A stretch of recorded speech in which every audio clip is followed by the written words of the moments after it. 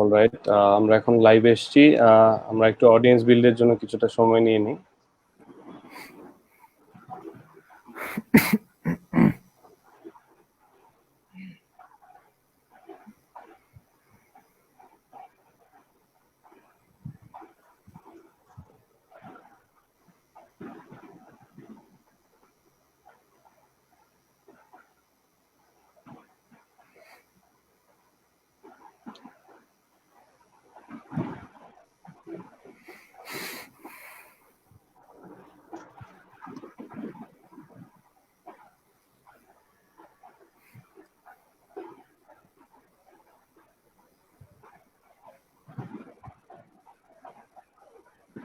Alright, so BDF স্টকসে সবাইকে স্বাগতম।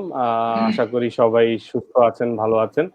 তো আমাদের এই এপিসোডে আমরা মূলত বিডিএফস এর কয়েকজন সাকসেসফুল ডেভেলপারের সাকসেস স্টোরিটা শুনবো। তো আমাদের সাথে উপস্থিত আছেন বিডিএফস এর 5জন সাকসেসফুল ডেভেলপার। আমাদের সাথে ইউআইটিএস ইউনিভার্সিটি থেকে আছে হাসিবুল হাসান শান্ত, আমেরিকান ইন্টারন্যাশনাল ইউনিভার্সিটি থেকে আছে সামিউর রহমান, আমাদের সাথে আইআইইউসি চট্টগ্রাম থেকে আছে জোনায়েদ তানজিম, আমাদের সাথে আছে ব্র্যাক ইউনিভার্সিটি থেকে রওশনারা সাদিয়া এবং চট্টগ্রাম থেকে আমাদের আরো একজন ডেভেলপার আরিফুল ইসলাম। তো আমি একে একে প্রত্যেকের কাছে চলে যাই, একটু নিজেদের পরিচয় আসলে এবং কে কি করছো আর কি একটু জানতে চাই। আমরা শুরুতে শান্তর কাছে চলে যাই। শান্ত।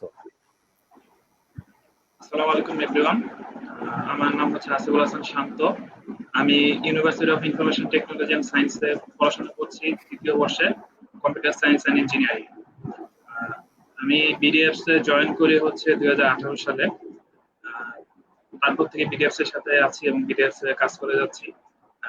ভার্সিটিতে আমি পড়াশোনার পাশাপাশি কম্পিউটার ক্লাবের সাথে জড়িত আছি।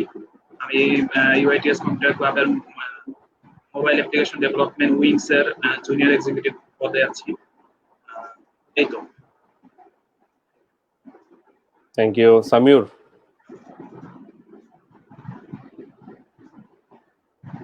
সামিউর কথা শোনা যাচ্ছে না, মিউট করা বোধহয়। হ্যাঁ, আসসালামু আলাইকুম এভরিওয়ান, আমি সামির রহমান। আমি বর্তমানে American international university Bangladesh AIUB তে কম্পিউটার সায়েন্স এন্ড ইঞ্জিনিয়ারিং নিয়ে পড়াশোনা করছি। অ্যান্ড আমি হচ্ছি বিডিএফস এ আছি অলমোস্ট 2018 সাল থেকে। আর এই মাসের নেক্সট মান্থের মোস্ট প্রবলি 3 ইয়ার্স পূর্ণ হবে। তাছাড়া আমি হচ্ছি AIB কম্পিউটার ক্লাবের জেনারেল মেম্বার অ্যান্ড ইন্টারন্যাশনাল একটা অর্গানাইজেশন JCI এটার সাথে যুক্ত আছি। ধন্যবাদ। Thank you Samiur. আমরা চট্টগ্রামের আরিফের কাছে চলে যাই। আরিফ। জি আসসালামু আলাইকুম, আমি আরিফুল ইসলাম। আমি চট্টগ্রাম সিটি কলেজে অনার্স সেকেন্ড ইয়ারে পড়াশোনা করছি। আমি বিডিএফস এ 2015 থেকে কাজ করছি। Thank you Arif. আর একটু চট্টগ্রামের অবস্থা জানি, একটু অফ টপিক যদিও। তারপরে চট্টগ্রামের করোনা পরিস্থিতি কেমন এখন? চট্টগ্রামের করোনা পরিস্থিতি যদি বলি, ডে বাই ডে অনেক হচ্ছে। আচ্ছা, থ্যাংক ইউ সো মাচ। তানজিমের কাছে চলে যাই। তানজিম। থ্যাংক ইউ ভাইয়া। আসসালামু আলাইকুম, আমি Junayed Tanzim, campus leader from international Islamic university Chittagong. আমি বিডিএফস এর সাথে আছি হচ্ছে 1 বছর, গত বছর মে মাস থেকে। আমি এর পাশাপাশি আইআইএসসি কম্পিউটার ক্লাবের অ্যাসিস্ট্যান্ট প্রোগ্রামিং কন্টেস্ট সেক্রেটারি। তাছাড়া আমি রিসেন্টলি মাইক্রোসফট স্টুডেন্ট পার্টনার হিসেবে জয়েন করলাম। আর উইদিন ফিউ ডেজ আমি একটা শ্রীলঙ্কা বেসড অর্গানাইজেশনের কান্ট্রি প্রোগ্রাম ম্যানেজার হিসেবে জয়েন করব। আর তাছাড়া আমার আরেকটা ছোটখাটো ইনিশিয়েটিভ, আমি একটা কারিগর .xyz নামে একটা স্টার্টআপ লঞ্চ করার মুখে, একদম দ্বার প্রান্তে। এতটুকুই। থ্যাংক ইউ ভাইয়া। Thank you Tanzim, best of luck. আমরা একটু তোমরা যেহেতু বিডিএফস এ কাজ করছো একটা বড় সময় ধরে, সো বিডিএফস এর সাথে জার্নিটা কার কেমন ছিল বা কিভাবে শুরু হয়েছে, এই ওভারঅল জার্নিটা নিয়ে একটু শুনতে চাই। আমরা যেহেতু তানজিমের কাছে ছিলাম, তানজিমের কাছেই চলে যাই। আমাদের সাথে অবশ্য আরেকজন আছেন, আমাদের সাথে ব্র্যাক ইউনিভার্সিটি থেকে সাদিয়া আছেন। সাদিয়া কি শুনতে পাচ্ছ আমাকে? সাদিয়া সাউন্ডটা বোধহয় মিউট করা। হ্যাঁ হ্যাঁ, শুনতে পাচ্ছি। হ্যাঁ, তো সাদিয়া কি করছো এবং বিডিএফ এ কিভাবে ইনভলভমেন্ট এটা একটু জানতে চাচ্ছি। আমি ব্র্যাকের সিএসসিতে পড়ি। এছাড়াও বিডিএফস এর ব্যাপারে ফার্স্টে জানতে পারি আমার এক সিনিয়র ভাইয়ের কাছ থেকে। তারপরে বিডিএফস এর ফেসবুক পেজ, তারপরে গ্রুপগুলো জয়েন করার মাধ্যমে জানতে পারি কিভাবে লাইট অ্যাপ, প্রো অ্যাপ এগুলো কাজ করে। তারপরে এদিকে আমি বিডিএফস এর ক্যাম্পাস অ্যাম্বাসেডর হিসেবে সিলেক্টেড হয়ে যাই। আর তখন আমি নিজেও অ্যাপ ডেভেলপমেন্ট মানে অ্যাপ লাইট অ্যাপ বানানো শুরু করি। এইভাবেই শুরু হয় আসলে বিডিএফস এর জার্নি। Thank you Sadia. আমরা তানজিমের কাছে যাচ্ছিলাম। তানজিম, বিডিএফ এর জার্নিটা কিভাবে শুরু হলো এবং এখন কি অবস্থা? হ্যাঁ, বিডিএফস এ আমি বেসিক্যালি জয়েন করি গত বছর মে মাসে।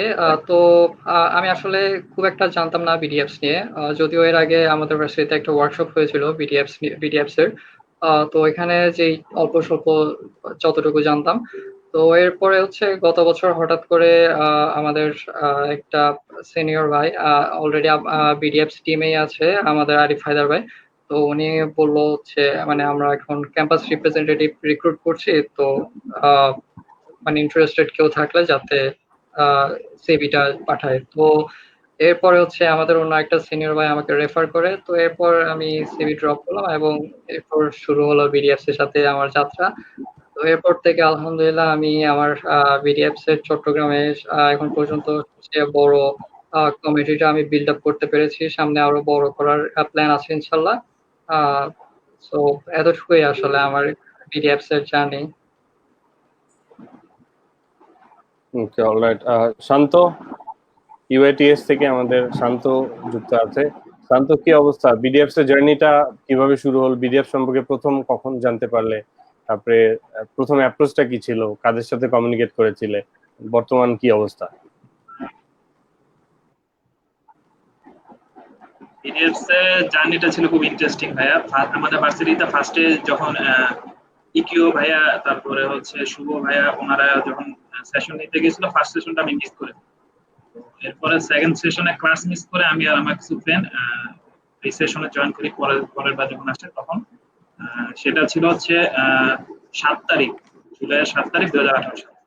তো তখন আর কি সেখানে বিডিএফ সম্পর্কে জানতে পারি এবং ওখানে অনেকেই ছিল, বাট সবাই কন্টিনিউ করে নাই, আমি কন্টিনিউ করে গেছিলাম কারণ আমার বিডিএফটা খুব ভালো লাগছিল ব্যাপারটা।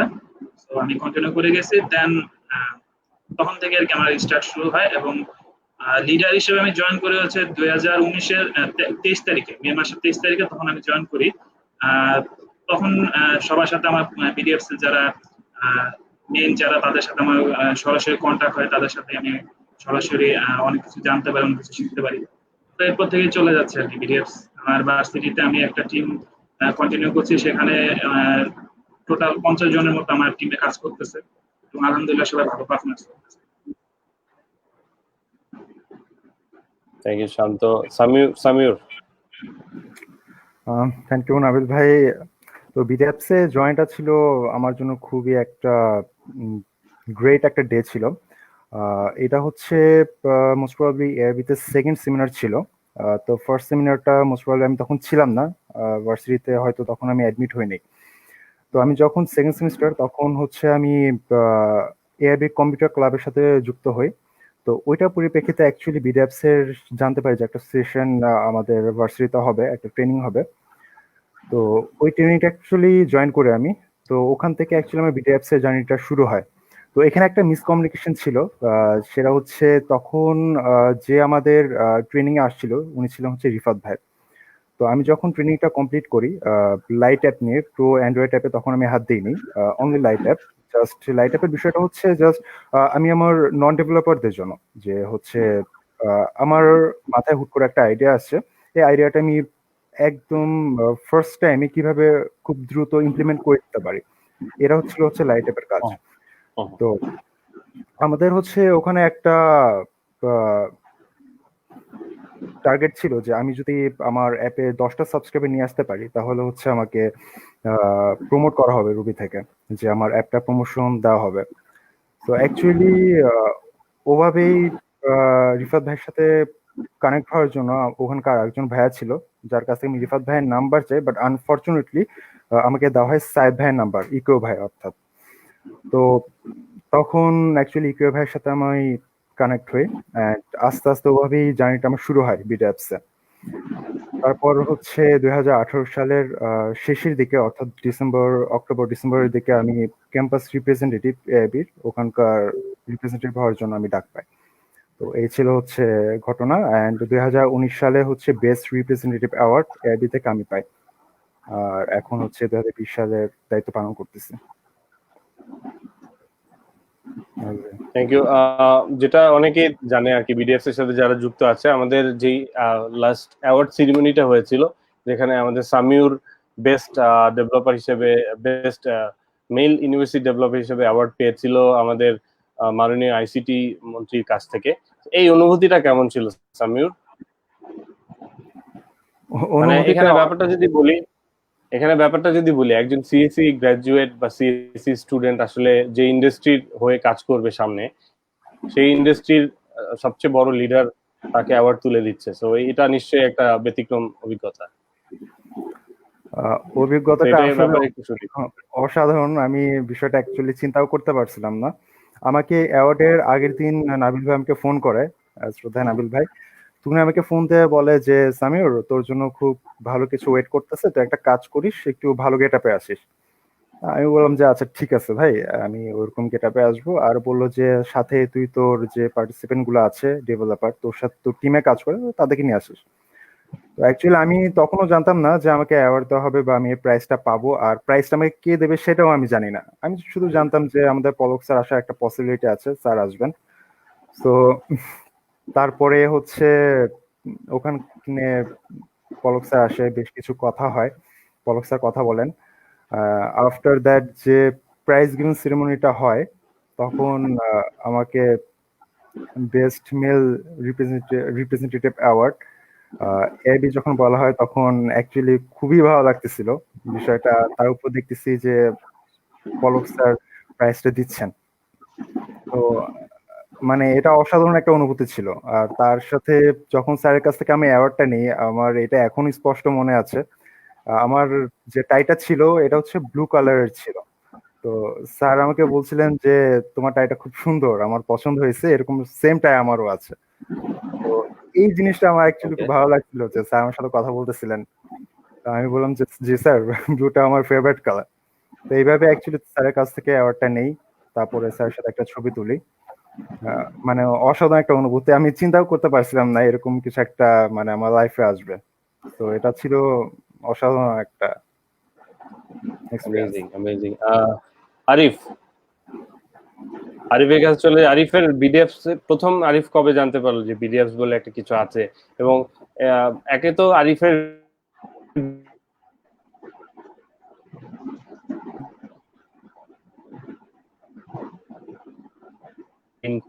হ্যালো, আমাকে শোনা যাচ্ছে? হ্যাঁ ভাই, শোনা যাচ্ছে। আচ্ছা, আরিফের কাছে যে প্রশ্নটা, সেটা হচ্ছে বিডিএফ এ কিভাবে তার শুরুটা হলো, বা এতদিন বিডিএফ এর সাথে জার্নিটা কেমন ছিল। প্লাস হচ্ছে আরিফ যেহেতু নন আইটি ব্যাকগ্রাউন্ড থেকে বা নন সিএসসি ব্যাকগ্রাউন্ড থেকে বিলং করে, সো এই নন সিএসসি ব্যাকগ্রাউন্ড থেকে একজন ডেভেলপার হওয়ার ক্ষেত্রে কি কি চ্যালেঞ্জেস বা কি কি পসিবিলিটিস আসলে আরিফ ফেস করেছে বা এক্সপিরিয়েন্স করেছে? আচ্ছা, আমি বিডিএফ জার্নি যদি বলতে চাই, আমার বিডিএফ জার্নি শুরু হয় 2015 এর লাস্টের দিকে। তো আমার ছোটবেলা থেকে আসলে প্রযুক্তি নিয়ে কাজ করার খুব ইচ্ছে ছিল। তো ওই ধারাবাহিকতা আমি একদিন ফেসবুকে সার্চ করে কিভাবে সহজে অ্যাপ বানানো যায়। তো আমার সার্চ করার পর আমার স্ক্রিনে আসে হচ্ছে আবু বকরের একটা আর্টিকেল আসে, দেন আমি ওটা পড়ি। পড়ার পরে বিডিএফ সংক্রান্ত ওখানে কিছু কথা ছিল, দেন আমি ওটা পড়ে খুব ইন্টারেস্টেড হই। তারপর আমি আবু বকরের সাথে একদিন মিট করি। মিট করার পর বিডিএফ সংক্রান্ত আরো ডিটেলে জানতে পারি। তো ডিটেলে জানার পর আমি ওই দিনে একটা লাইট অ্যাপ খুলি। লাইট অ্যাপ খোলার পর হচ্ছে আমি ওটা মানে মার্কেটিং করি, দেন কিছু সাবস্ক্রাইবার করি। সাবস্ক্রাইবার করার পর আমি কিছুদিন পর আমি ব্যাংক ডিটেল লাভ করি। ব্যাংক ডিটেল লাভ করার পর 1 মাস পরে আমার ব্যাংক অ্যাকাউন্টে ভালো একটা অ্যামাউন্ট আসে। তো আসলে ওই অ্যামাউন্টটা আসার পর মানে দেখার পর অনেক বেশি হ্যাপি হয়। কারণ ওই স্টুডেন্ট অবস্থায় এরকম ভালো একটা অল্প সময়ের মধ্যে ভালো একটা ইনকাম মানে আমার একটা ড্রিমের মতো ছিল আর কি। তো আর কয়েক মাস পরে সালাহ ভাই চট্টগ্রামে আসে। তো সালাউদ্দিন ভাই চট্টগ্রামে আসার পর আমাদেরকে আরো ভালোভাবে বিডিএফ সংক্রান্ত আরো ডিটেলে বলে। তো বলার পর আমরা বিডিএস নিয়ে ফিউচারে কি করতে পারি এভরিথিং সবকিছু আমাদেরকে আরো ভালোভাবে বলে। তো সালা ভাইয়ের সাথে আমরা আরো অনেক বেশি ইন্সপায়ার হই। ইন্সপায়ার হওয়ার পর আমরা চিন্তা করি আমরা তো আর্ন করছি, আমরা পাশাপাশি আরো অনেককে সুযোগ দিতে পারি। দেন আমরা আমাদের একটা কমিউনিটি ক্রিয়েট করি, যে কমিউনিটিতে বর্তমানে প্রায় 300+ ডেভেলপার, অ্যাক্টিভ ডেভেলপার কাজ করছে। আলহামদুলিল্লাহ সবাই অনেক ভালো আর্ন করছে। তো আলহামদুলিল্লাহ আমরা বলতে গেলে একটা ফ্যামিলির মতো আর কি। এই ছিল আমার জার্নি। Thank you. আর যেটা আরেকটা প্রশ্ন ছিল যে নন আইটি ব্যাকগ্রাউন্ড থেকে আসলে পড়াশোনা করে একজন ডেভেলপার হওয়ার যে ব্যাপারটা, তো এই জায়গাটা আসলে কতটা বাংলাদেশের কনটেক্সটে বা বিডিএফস এর কনটেক্সটে কতটা ইজি বা কতটা স্মুথ? আচ্ছা, বেসিক্যালি বিডিএফ যেহেতু একটা রেডি প্ল্যাটফর্ম, এখানে নন প্রোগ্রামারও চাইলে কাজ করতে পারে, যেহেতু লাইটএফ বলে একটা ইয়ে আছে। সো নন প্রোগ্রামারও চাইলে কাজ করতে পারে। ওকে, থ্যাংক ইউ। সাদিয়া শুনতে পাচ্ছে আমাদেরকে? হ্যাঁ ভাইয়া, শুনতে পাচ্ছি। আচ্ছা, তো যেটা সাদিয়ার কাছে প্রশ্ন যে বিডিএফস এর জার্নিটা সাদিয়ার কিভাবে শুরু হয়েছিল, প্রথমে কিভাবে সে বিডিএফ কে জানতে পেরেছিল এবং সোফার জার্নিটা কেমন ছিল, এখন বর্তমানে সাদিয়া যেহেতু ব্র্যাক ইউনিভার্সিটি থেকে লিডার, তার আন্ডারে কেমন লোক কাজ করছে?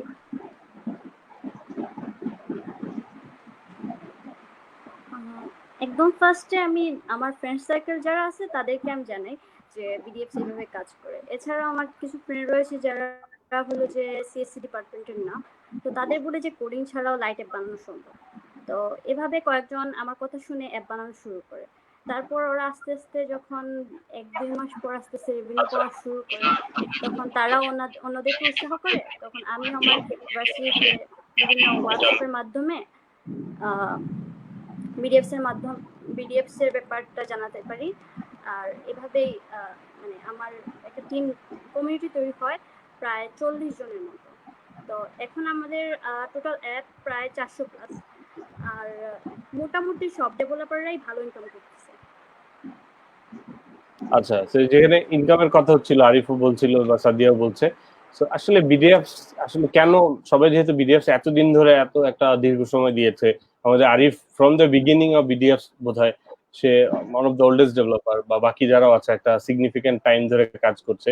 সো এরকম একটা প্ল্যাটফর্মের সাথে এতদিন লেগে থাকার বা আসলে যুক্ত থাকার পিছনে কোন কোন ফ্যাক্টর গুলো কাজ করেছে, মানে বিডিএফ এর বিউটিটা তোমাদের কাছে কি, এটা একটু জানতে চাই। আরেকটা যেটা জানতে চাই যে বিডিএফস আসলে তোমাদের কি কি দিয়েছে, বা বিডিএফস থেকে তোমরা আসলে কি কি অ্যাচিভ করেছো লাইফে, যেটা শুনছিলাম সামিউর আমাদের মাননীয় মন্ত্রীর হাত থেকে একটা অ্যাওয়ার্ড নিতে পেরেছে এই বয়সে। এরকম বিডিএফস থেকে অফকোর্স ইনকাম ওয়াইজ বা ছোট ছোট আমার এক্সপিরিয়েন্স বা মোমেন্টও থাকতে পারে যে আমি ফার্স্ট আর্ন করেছি, এটা দিয়ে আমি এটা করেছি, এই ব্যাপারগুলো সম্পর্কে একটু জানতে চাচ্ছি। শান্তর কাছে প্রথমে চলে যাই। শান্ত। বিডিএফস এর বিউটি বলতে ভাইয়া, বিডিএফস এ আমরা যখন জয়েন করি, এখানে বিডিএফস আমাদের স্টুডেন্টদেরকে কিছু অপরচুনিটি দিচ্ছে। ফার্স্ট অপরচুনিটি হচ্ছে আমরা এখানে একটা আর্নিং সোর্স পাচ্ছি।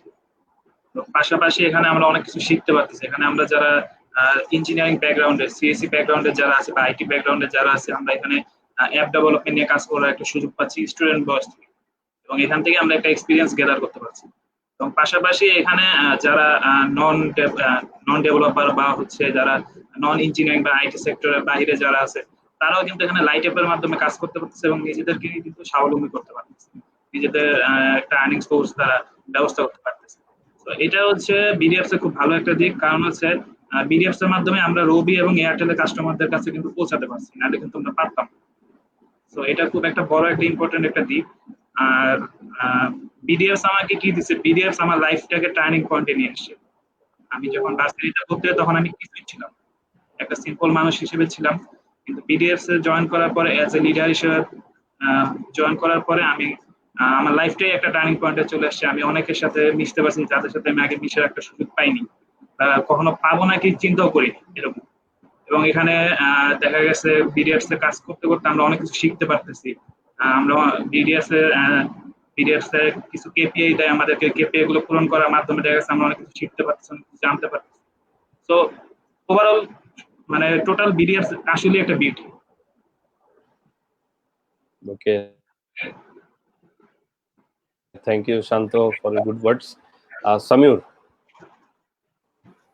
যদি একটা অ্যাচিভমেন্টের কথা বলেছে অলরেডি, তারপর স্টিল তার বিডিএফ এর ওভারঅল কি কি পজিটিভিটি দেখতে পাই? থ্যাংক ইউ নাবিল ভাই।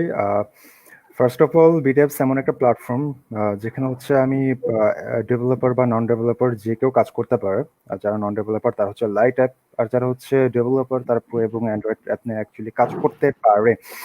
সো জিনিসটা হচ্ছে যে আমি যখন ফার্স্ট ইনকামটা আমার পাই, এটা আর একটা গ্রেট মোমেন্ট ছিল। আমি অলমোস্ট 30,000 টাকা ফার্স্ট আমি ব্যাংক থেকে বের করি। এটা হচ্ছে খুবই দারুণ একটা মোমেন্ট ছিল আমার জন্য। আর বিডিএফস এর প্লাস পয়েন্ট যেগুলো আমি বলবো পজিটিভ দিকগুলো, সেটা হচ্ছে যে আমি যে এখান থেকে জাস্ট আমি রেভিনিউ ইনকাম করতেছি সেটাই না, আমি অনেক নেটওয়ার্ক এখানে খুঁজে পাচ্ছি। আমি অনেক নেটওয়ার্কিং করতে পারছি বা বিভিন্ন ধরনের মানুষের সাথে আমি চলতে পারতেছি। লাইক আমি যে বর্তমানে একটা ইন্টারন্যাশনাল অর্গানাইজেশনে আছি, এইখানে আসার পিছনে কিন্তু বিডিএফস এর অনেক অবদান আছে। লাইক এখানকার যে ভাইয়ারা ছিল, সাইদ মোসাব আলম ইকিও ভাই, ওনার মাধ্যমে আমি এই অর্গানাইজেশনে কাজ করার সুযোগটা পাই। তো এই তো জাস্ট। Thank you. তানজিম যেহেতু নট অনলি বিডিএফ, মোটামুটি আরো বেশ কিছু অর্গানাইজেশনের সাথে ইনভলভ আছে ফ্রম হিজ ইউনিভার্সিটি পার্সপেক্ট। সো মানে বিডিএফ আসলে কি ডিফারেন্ট এই অন্যান্য বিভিন্ন প্ল্যাটফর্ম অর্গানাইজেশন যারা আসলে এরকম এম্পাওয়ারমেন্ট নিয়ে বা এরকম লিডারশিপ প্রোগ্রাম নিয়ে কাজ করে, এর বাইরে বিডিএফ আসলে কি ডিফারেন্ট, বা ওই যেটা একই প্রশ্ন, বিডিএফ এর বিউটিটা কোথায়, বা এবং আমি এই পর্যন্ত বিডিএফ থেকে কি কি অ্যাচিভ করেছি?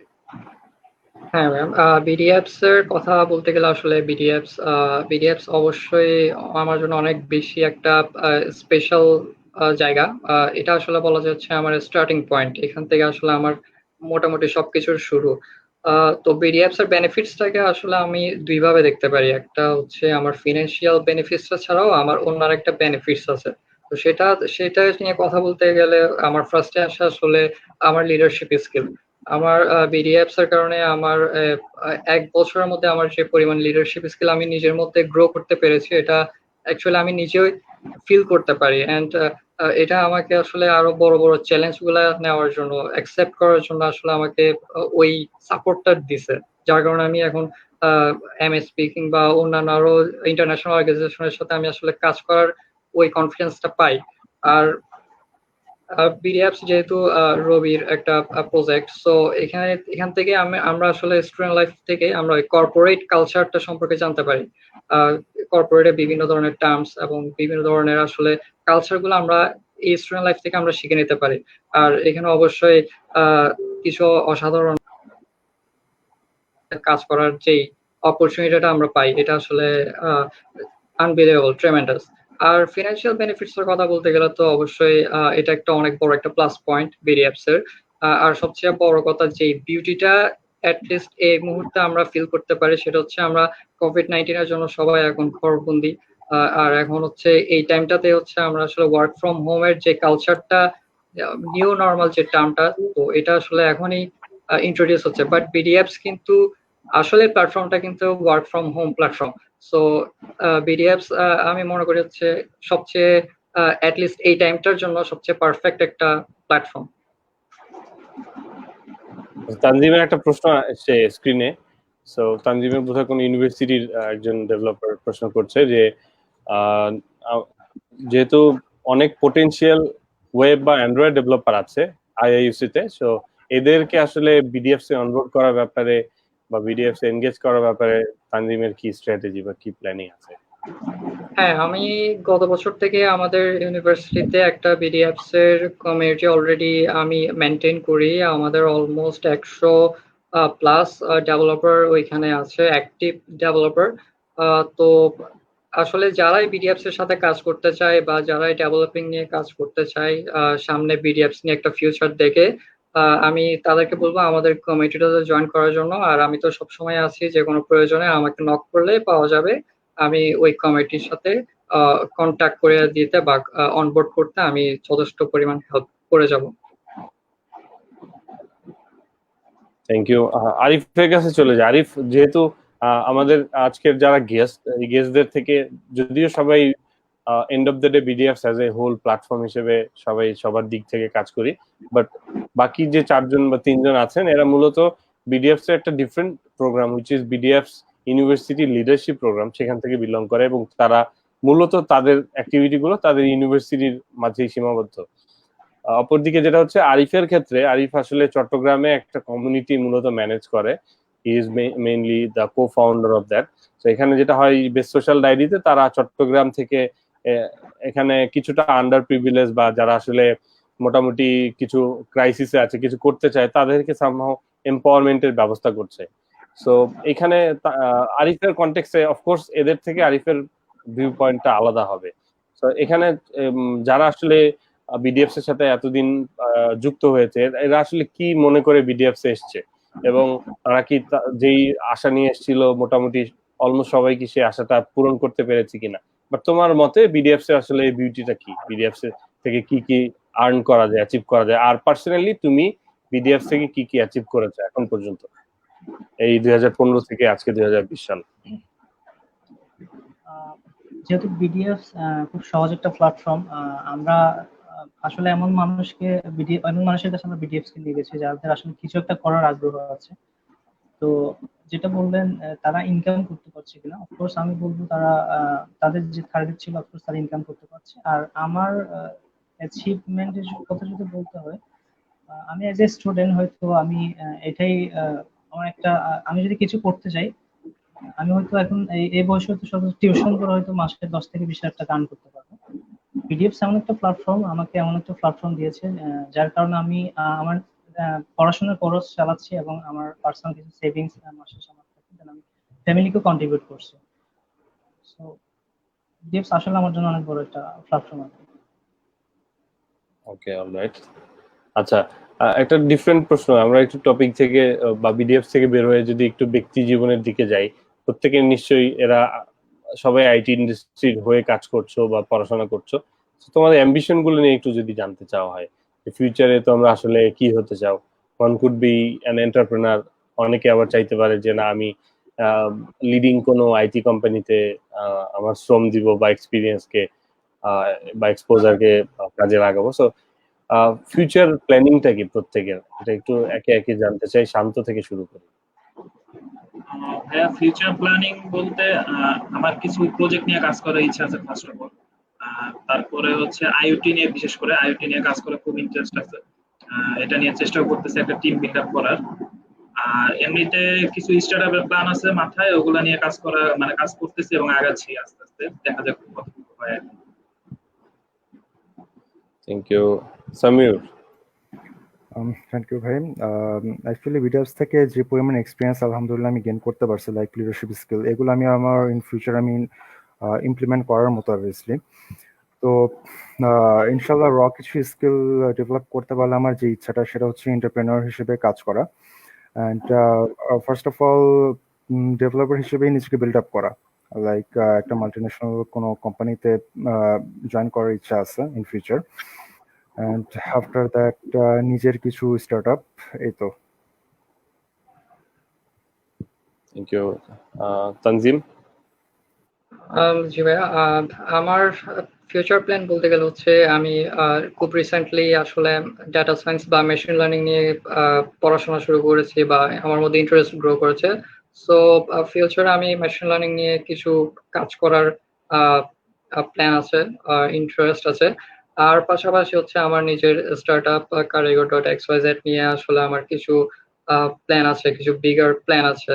আর কর্পোরেট জব বা এই টাইপের তো অবশ্যই প্যাশন বা ইচ্ছা থাকে। Thank you. আরিফের কি অবস্থা? জি ভাই, আমার ড্রিম হচ্ছে বেসিক্যালি আমার প্রতিষ্ঠানটাকে বেসিক্যালি বাংলাদেশের নাম্বার 1 একটা সফটওয়্যার ফার্মের আরিফের প্রতিষ্ঠানটা সবাই একটু বিস্তারিত, যেহেতু অনেকেই জানে না, সো প্রতিষ্ঠানটা কি নিয়ে কাজ করে বা কি কি কাজ শুরু করেছে, সামনে কি কি করবে? আচ্ছা, বেসিক্যালি আমার প্রতিষ্ঠান হচ্ছে টেক মেকার সিস্টেম। বেসিক্যালি আমাদের স্টার্টআপটা ছিল বিডিএফ ডেভেলপারদেরকে হেল্প করা। তো বর্তমানে যেটা হচ্ছে আমরা বিভিন্ন অর্গানাইজেশনের সফটওয়্যার গুলো আমরা ডেভেলপ করতেছি। ইন ফিউচার আরো অনেক বড় বড় প্ল্যান আছে, কি হয়। অলরাইট। আচ্ছা, আর আমি যদি বলি বাংলাদেশের আইটি ইন্ডাস্ট্রি, সো এইখানে আসলে সম্ভাবনা আমি কতদূর দেখতে পাই? আমি নেক্সট 5 বছর পরে বা 10, আমি যদি বলি 5 বছর না 10 বছর সাস্টেনেবল ভাবে নেক্সট 10 ইয়ার্স পরে বাংলাদেশের আইটি ইন্ডাস্ট্রিকে আমি কোথায় দেখতে চাই? যেহেতু আমরা প্রত্যেকেই এই আইটি ইন্ডাস্ট্রির একটা অংশ বা অংশ হতে যাচ্ছি, সো আমার আসলে অ্যাম্বিশনটা কি এই আইটি ইন্ডাস্ট্রি নিয়ে? তানজিমকে দিয়ে একটু শুরু করি।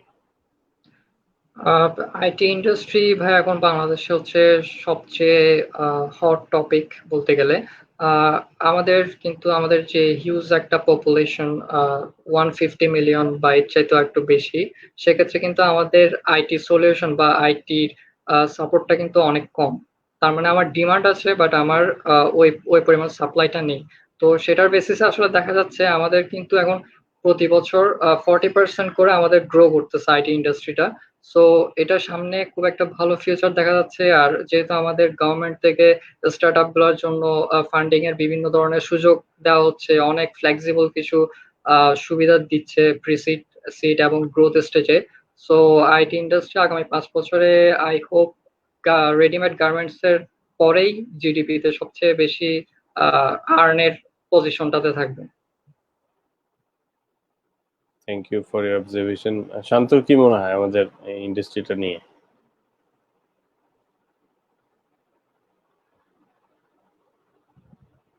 শান্ত বোধহয় মিউট করা আছে মাইকটা। কি ভাই শোনা যাচ্ছে? শোনাচ্ছে। তানজিম ভাইয়ের সাথে আমি অ্যাড করব যে আসলে আইটি ইন্ডাস্ট্রিটা কিন্তু বাংলাদেশে এখন বর্তমানে একটা হট টপিকে চলে আসছে। কারণ বাংলাদেশ কিন্তু ডিজিটালাইজড হয়ে গেছে, প্রায় অলমোস্ট প্রায় হয়ে গেছে, বা আরো কিছু কাজ আছে হচ্ছে। সো ওই দিক দিয়ে যদি আমরা চিন্তা করি যে এখন কিন্তু আইটি সেক্টর বা কম্পিউটার ইঞ্জিনিয়ারিং সেক্টর যারা আছে ওনাদের কিন্তু খুব বড় একটা অপরচুনিটি সামনে। কারণ বাংলাদেশ গভর্নমেন্ট কিন্তু অনেকগুলো বড় বড় প্রজেক্ট নিয়ে কাজ করতেছে, যেখানে কিন্তু অনেক ইঞ্জিনিয়ার বা অনেক আইটি সেক্টরের গ্রাজুয়েট স্টুডেন্টদের কিন্তু মানে যারা ফ্রেশার আছে তারা কিন্তু ওখানে ইজিলি জয়েন করতে পারবে। আর বর্তমানে বাংলাদেশ কিন্তু সফটওয়্যার আর অ্যান্ড্রয়েড অ্যাপ বা আইওএস অ্যাপ ডেভেলপমেন্ট এইসব সেক্টরে কিন্তু খুব ভালোভাবে মানে উপরের দিকে উঠতেছে। বিশেষ করে বাংলাদেশের অনেক বড় বড় সফটওয়্যার কোম্পানি আছে যারা বাইরে সফটওয়্যার রপ্তানি করতেছে খুব ভালোভাবে, এবং হোপফুলি খুব রিসেন্টলি দেখা যাবে যে খুব ভালো একটা পর্যায়ে চলে যাবে। তো ওভারঅল যদি বলি বাংলাদেশ আইটি সেক্টরটা এখন আস্তে আস্তে উপরের দিকে অনেক উঠতেছে। Thank you. Samiur? First of all Tanzim ভাইয়ের সাথে আমি তার অবজারভেশনের সাথে সম্পূর্ণ একমত। আর তাছাড়া হচ্ছে আমাদের দেশ ডেভেলপিং একটা কান্ট্রি, কৃষি প্রধান দেশ হলেও কিন্তু এখন প্রযুক্তিটা হচ্ছে আমাদের এখন একটা হট টপিক। আমাদের কিন্তু এখন যথেষ্ট পরিমাণে ডিমান্ড আছে বাট সাপ্লাইটা নাই। তো বিষয়টা হচ্ছে যে রিসেন্টলি আমি ডেইলি স্টারের একটা প্রতিবেদন পড়ি, এটা হচ্ছে 29শে জানুয়ারি 2020 সালে বাংলাদেশে যে দেখা যায় যে অলমোস্ট 3,28,00,000 ফোন বিক্রি হয়। এর মধ্যে হচ্ছে 76,08,000 ছিল হচ্ছে স্মার্টফোন। আর মজার বিষয়টা হচ্ছে এর মধ্যে 62% ছিল হচ্ছে আমাদের দেশের বিভিন্ন জায়গায় কান্ট্রি গুলাতে, মানে আমাদের দেশের কারখানাতে অ্যাকচুয়ালি এগুলা বানানো হয়েছে। তো ইন দ্যাট কেস দেখা যাচ্ছে যে আমাদের সেক্টরটা কিন্তু গ্রো করতেছে। যে আগে দেখা যাচ্ছে যে যেখানে আমরা হচ্ছে ফোন মানে আমাদের আমদানি করতে হইতো, এখন সেখানে হচ্ছে আমরা নিজেরা হচ্ছে ফোন বানাচ্ছি। তো এরকম কিন্তু, আর তাছাড়া হচ্ছে আমাদের দেশের যে মানুষজন যারা আছে, যে আমাদের 16 কোটি যে মানুষজন, দেখা যাচ্ছে যে এখন অলমোস্ট সবার বাসায় কিন্তু ইন্টারনেট অ্যাভেলেবেল, অলমোস্ট সবার না হলেও অলমোস্ট। তো এটা হচ্ছে আমাদের জন্য ভালো একটা অপরচুনিটি, আমাদের বিশেষ করে বাংলাদেশি ডেভেলপারদের জন্য একটা অপরচুনিটি যে একটা স্টার্ট আপ করার জন্য।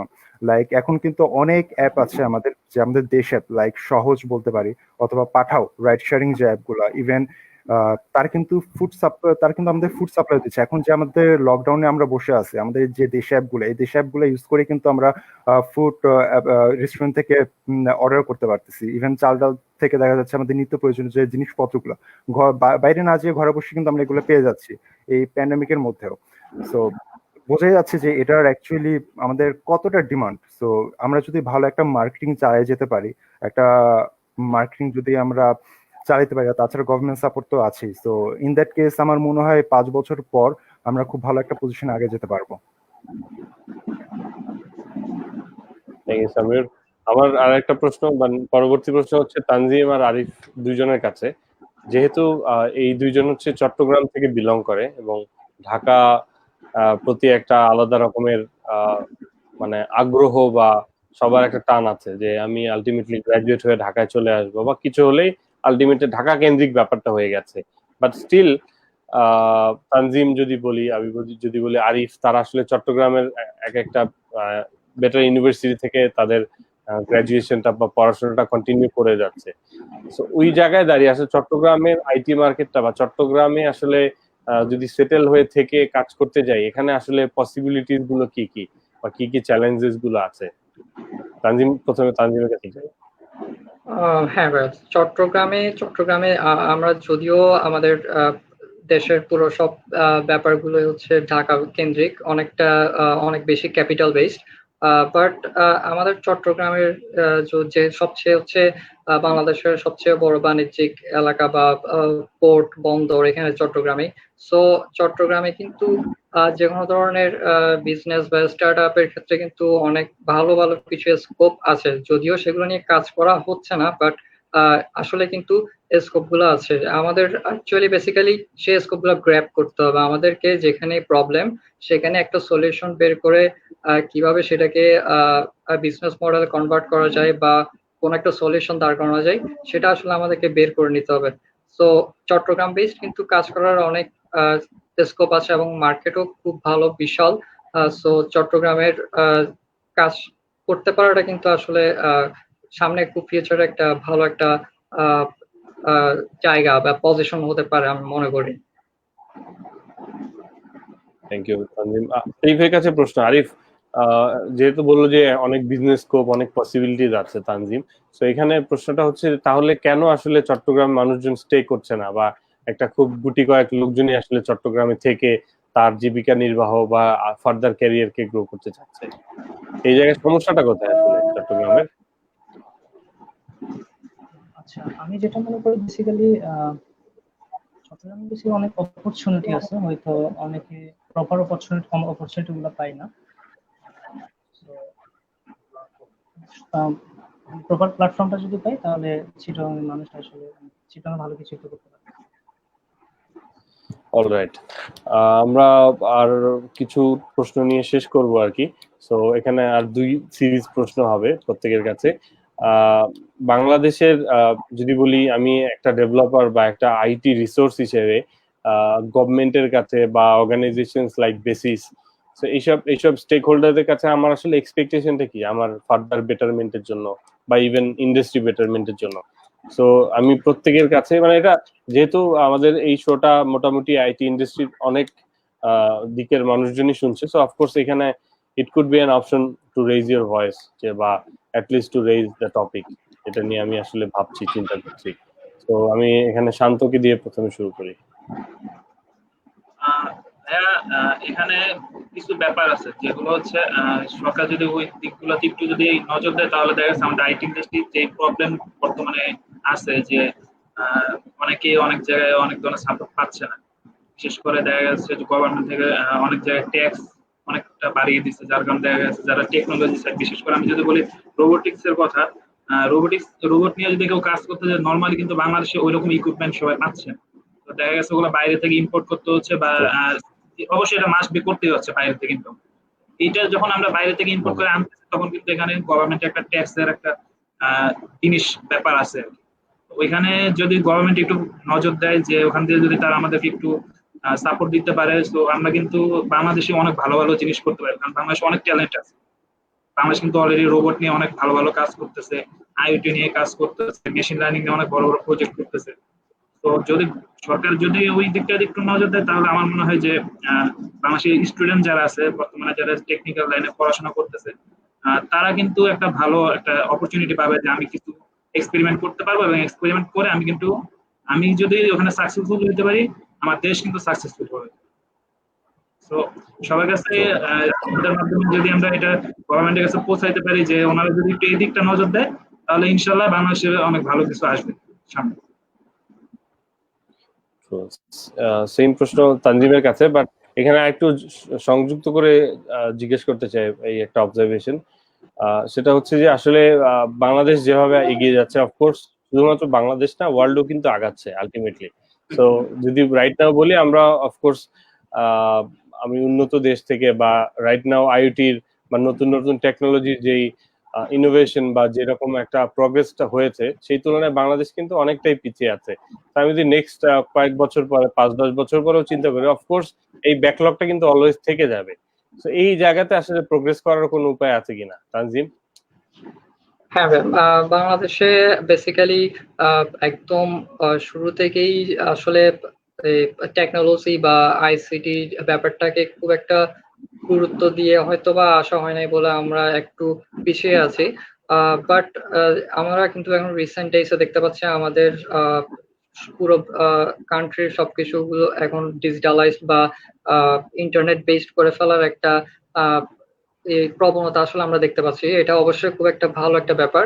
প্লাস আমরা যদি যারা নর্মাল জেনারেল ডেভেলপার বা কোন একটা সলিউশনকে তারা অ্যাকচুয়ালি একটা বিজনেস হিসেবে দাঁড় করাতে চাচ্ছে, তাদের ক্ষেত্রে যদি আমরা দেখি তাহলে কিন্তু আমরা গভর্নমেন্ট থেকে অনেক ভালো ভালো আসলে সাপোর্ট আমরা দেখতে পাই, যেটা অলরেডি আইসিটি মিনিস্ট্রি থেকে দেওয়া হয় প্রিসিড স্টেজে 10 লাখ টাকা, তারপর সিড স্টেজে 1 কোটি, আর গ্রোথ স্টেজে হচ্ছে 5 কোটি টাকা মতো ফান্ডিং দেওয়া হয়। এটা অবশ্যই খুব একটা ভালো একটা উদ্যোগ। তবে এর পাশাপাশি আমাদের যে স্টার্ট আপ গুলো আছে যেগুলো ট্যাগ বেসড বা আরো অন্যান্য যেই স্টার্ট আপ গুলো আছে সেগুলোর প্রতি আরো বেশি ফ্লেক্সিবল হওয়া উচিত। আমাদের যেটা শান্ত বললো আমাদের ট্যাক্সের ব্যাপার, ওই ট্যাক্সের ব্যাপারগুলো আর একটু শিথিলযোগ্য হওয়া উচিত। আর তাহলে হবে কি আমাদের ট্যাগ রিলেটেড যে পণ্যগুলো সেগুলো আসলে আমরা অনেক বেশি ইউজ করতে পারবো, সেগুলোর প্রতি অনেক বেশি অ্যাক্সেস হবে। তো এর ফলে হবে আমরা আমাদের যেই আসলে যে আমাদের নিডস বা আমাদের যে প্রয়োজনগুলো সেগুলো আমরা অনেকটা টেক নির্ভর হয়ে যাব, যার কারণে আমাদের এখানে স্কোপ ক্রিয়েট হবে। আর সাথে যদি গভর্নমেন্ট থেকে আরো কিছু পুশ করা হয় এই স্কোপ গুলোতে তাহলে অবশ্যই অনেক ভালো কিছু করা যাবে। Thank you. সামিউর কাছে একই প্রশ্ন। অ্যাকচুয়ালি বর্তমানে আমাদের যা সিচুয়েশন, আমাদের কিন্তু যথেষ্ট সম্ভাবময় একটা দেশ, বাট প্রবলেমটা হচ্ছে আমাদের হচ্ছে সাপোর্ট অ্যাকচুয়ালি কম, বিশেষ করে যারা হচ্ছে আমরা স্টুডেন্ট আছে অথবা যারা পরবর্তী নতুন একটি স্টার্ট আপ আমরা করতে যাচ্ছি। তো দেখা যাচ্ছে যে আমাদের বিভিন্ন ধরনের সমস্যা কিন্তু সম্মুখীন হতে হচ্ছে। সো সেটা হইতে পারে যে শান্ত যেটা বললো, গভর্নমেন্ট ট্যাক্স বিষয়ক অনেক সমস্যা, যেমন বাইরের দেশে কোনো কিছু যদি আমি একটা প্রোডাক্ট আনতে যাই তো দেখা যাচ্ছে যে আমাদের এখানে অনেক টাকা ট্যাক্স আমাদের লেগে যাচ্ছে বা সমস্যার অবভিয়াসলি একটা প্রবলেমে পড়ে যেতে হচ্ছে। তো আমি যেটা মনে করি যে আমরা যারা হচ্ছে স্টার্ট আপ আমরা যারা করব বা করতেছি বা সামনেও যারা হচ্ছে তরুণ প্রজন্মে যারা হচ্ছে চিন্তা ভাবনা করতেছে, তো তাদের জন্য অ্যাকচুয়ালি একটা ব্যবস্থা বা তাদের জন্য আলাদা সুযোগ সুবিধা ব্যবস্থা করে দেওয়া উচিত গভর্নমেন্টের।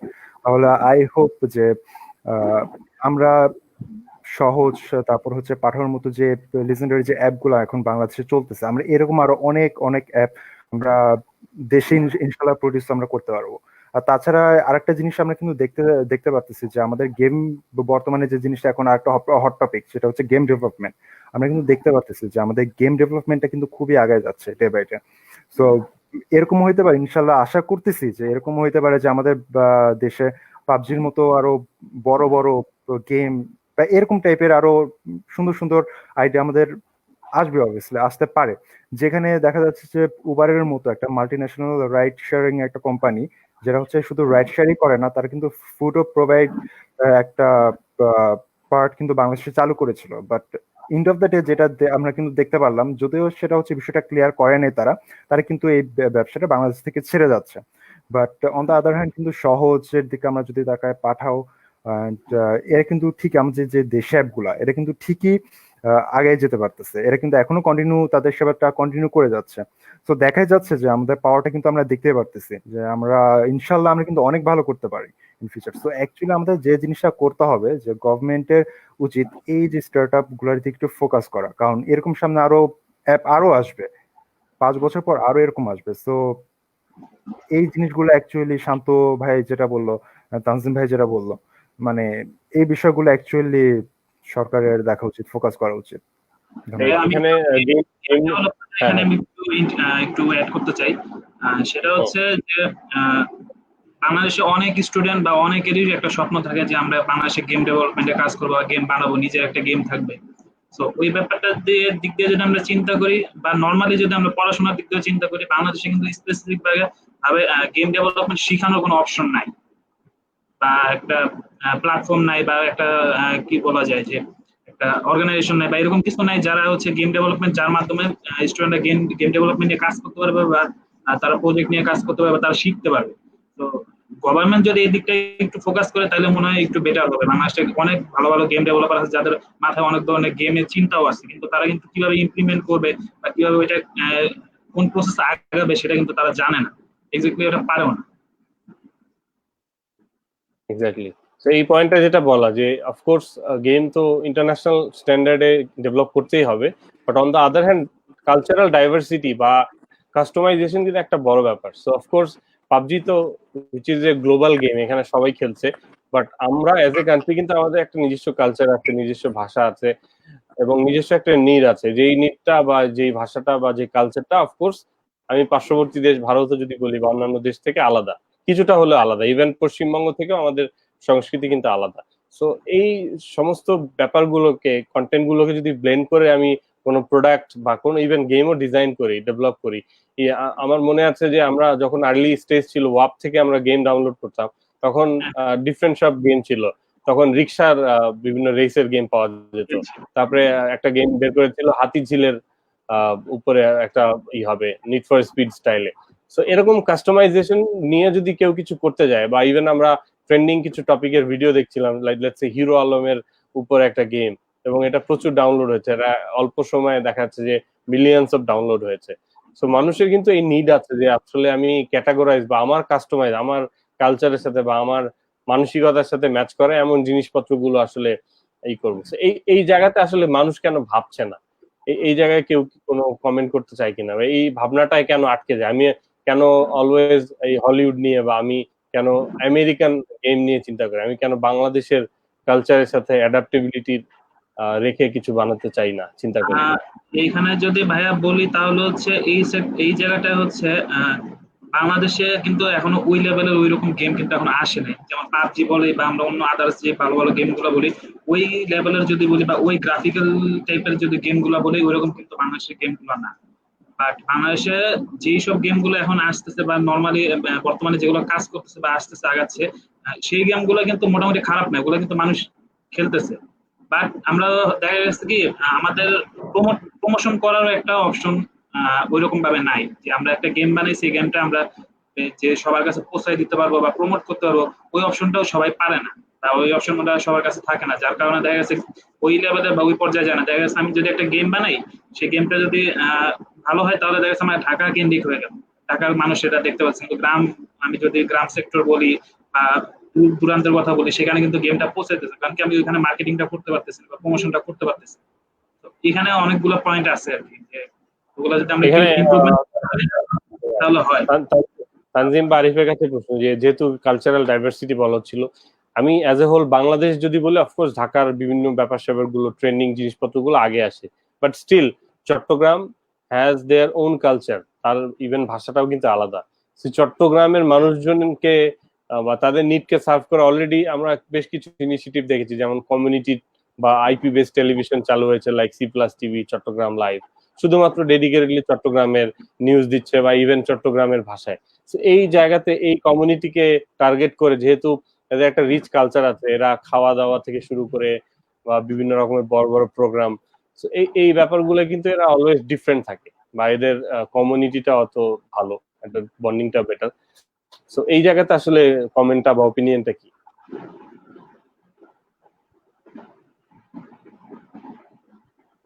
তানজিম আচ্ছা বলুন। ম্যাম, হ্যাঁ ম্যাম, আমাদের অ্যাকচুয়ালি বেসিক্যালি হচ্ছে আমাদের আহ, যদি আমরা গেম বলি বা অন্য কোনো প্রোডাক্ট বলি, সেক্ষেত্রে কিন্তু আমাদের নিড অ্যাকচুয়ালি থাকে, আমাদের কিন্তু নিড অবশ্যই আছে, বাট আমাদের সাপ্লাইটা নাই। আমাদের সাপ্লাইটা নাই। আমি এখানে একটা বড় একটা এক্সাম্পল দিতে পারি। হচ্ছে 2017 সালে একটা গেম রিলিজ হয়েছিল আমাদের মুক্তিযুদ্ধ নিয়ে, মুক্তি ক্যাম্প নামে। তো এটা কিন্তু অনেক হাইপ হাইপ তুলেছিল ওই টাইমটাতে। আমার এখনো মনে আছে, আমরা প্রায় 1 মাস আগে থেকে শুধু আপডেট খুঁজতাম, মানে কখন গেমটা রিলিজ হচ্ছে, কখন গেমটা রিলিজ হচ্ছে, লিস্ট বিটা ভার্সনটা কখন আমরা টেস্ট করতে পারবো। তো but and of the day দেখা গেল আমাদের ওই গেমটা আসলে কন্টিনিউ করতে পারলো না, ওটা ডিসকন্টিনিউ হয়ে গেল। এই বিভিন্ন ধরনের সাপোর্ট কিংবা বিভিন্ন ধরনের যে গভর্নমেন্ট থেকে যে সাপোর্ট গুলো প্রয়োজন ছিল সেগুলো, কিংবা আরো পারিপার্শ্বিক যে বিজনেস এর ব্যাপারগুলো ছিল সেগুলো তারা আসলে মেনটেন করতে পারেনি। যার কারণে ডিমান্ড থাকার পরেও, এত একটা ভালো একটা রিচ থাকার পরেও গেমটা কিন্তু শেষ পর্যন্ত ডিসকন্টিনিউ করতে হয়েছিল। ইভেন ওই গেমটার কিন্তু একদিনে প্রায় মিলিয়নের উপর ডাউনলোড হয়ে গিয়েছিল। তো ইটস আ হিউজ মার্কেট, এটা অনেক বড় একটা মার্কেট পাওয়ার পরেও সেটা কিন্তু আসলে ওই মার্কেটটা ধরে রাখতে পারেনি শুধুমাত্র এই সাপোর্টের কারণে। তো actually আমার পয়েন্ট যেটা, সেটা হলো হচ্ছে আমাদের নিড থাকার পরেও বা আমাদের সেই অনুযায়ী সাপ্লাই দিতে পারলেও আমরা সেটা শেষ পর্যন্ত আসলে কন্টিনিউ করতে পারি না হচ্ছে এনাফ সাপোর্টের কারণে, কিংবা আমাদের যে গভর্নমেন্ট বা আমাদের সার্কামস্টেন্সেস থেকে আমাদের যে পুশটা প্রয়োজন হয় সেটা আমরা দিতে পারি না বলে শেষ পর্যন্ত দেখা যায় কি আমাদের ওই ইনিশিয়েটিভটা বা আমাদের ওই প্রোডাক্টটা আসলে আমাদেরকে ডিসকন্টিনিউ করতে হয়।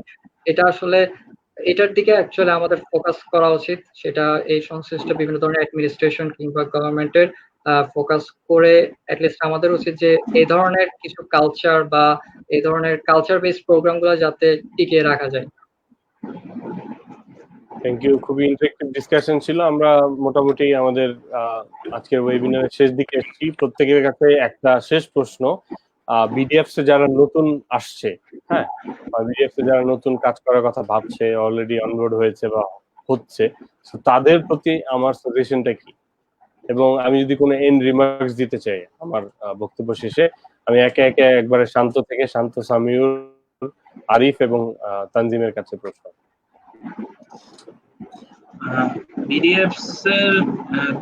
আমি ফার্স্টে বিডিএফসটা বলি। বিডিএফসটা হচ্ছে একটা প্রজেক্ট, যে প্রজেক্টটা হচ্ছে রবি এবং এয়ারটেল কাস্টমারদের নিয়ে কাজ করে।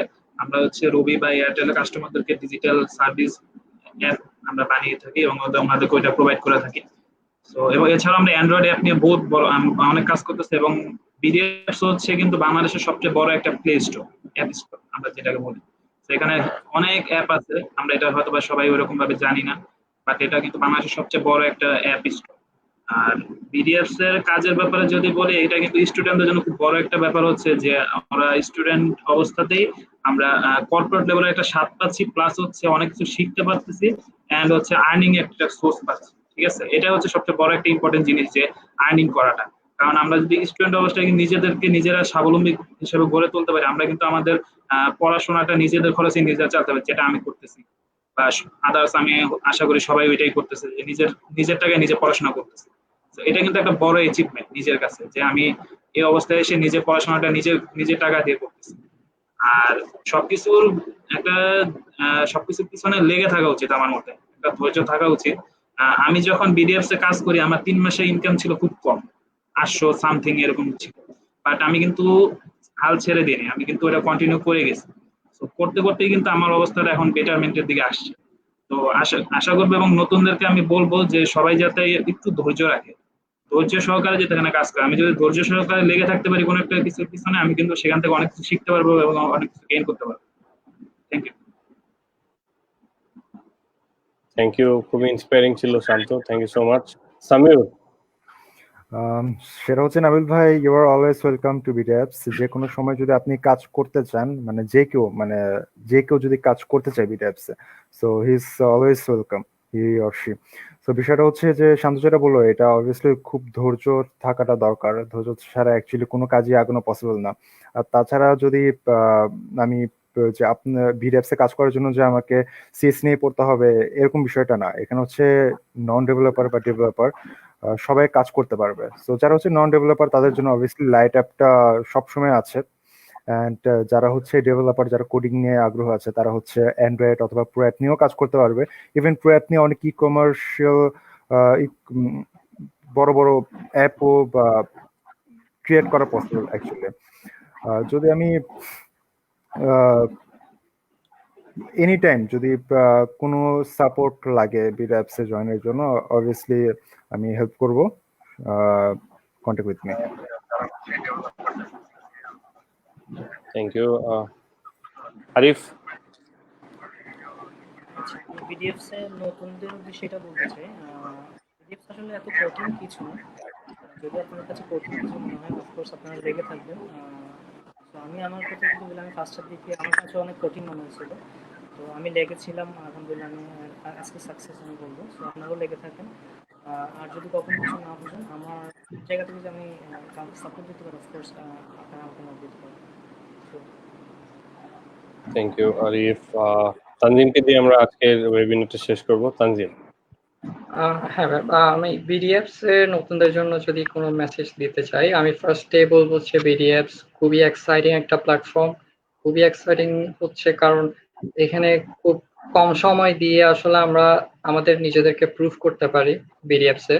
আর আরেকটা সবচেয়ে বড় ব্যাপার হলো আমাদের যে এখন ওয়ার্ক ফ্রম হোম যে কালচারটা এখন ক্রিয়েট হলো, সেটা হচ্ছে বিডিএফস এর একেবারে শুরু থেকে আসলে কালচারটাই হচ্ছে ওয়ার্ক ফ্রম হোম।